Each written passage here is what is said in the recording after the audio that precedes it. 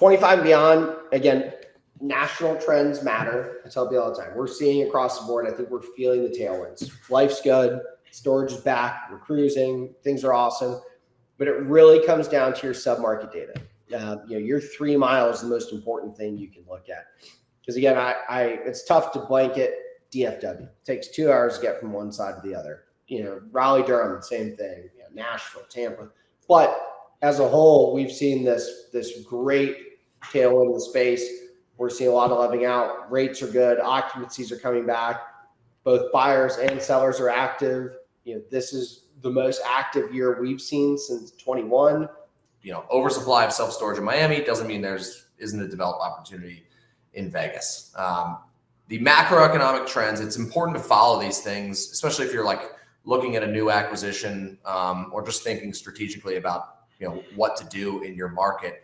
But submarket by submarket, there are very different things going on. In a tertiary market, a new development of 150 unit asset could double the supply within 5 miles. In some of the markets that we manage, and totally change the pricing dynamics.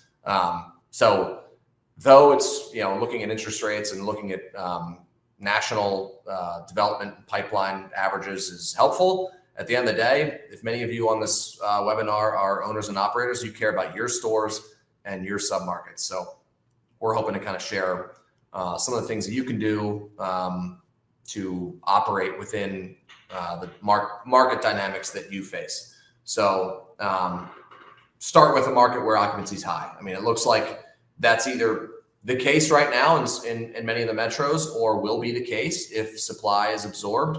And the name of the game, when you have a facility that is full, is ECRI. That's not to say you shouldn't do it during lease up, but moving rates on tenants is an important part of revenue management, because if you have a full facility, that means you have inventory that you're not selling, and you have opportunities to push rates.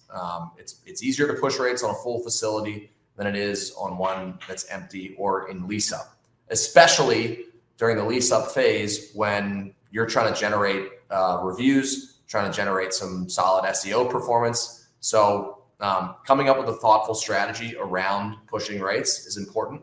And I want to sort of revisit the REIT comment that John made earlier, which is running ECRI doesn't mean selling units for free and pushing rents every 3 months. It's really hard to play that game, and you probably shouldn't.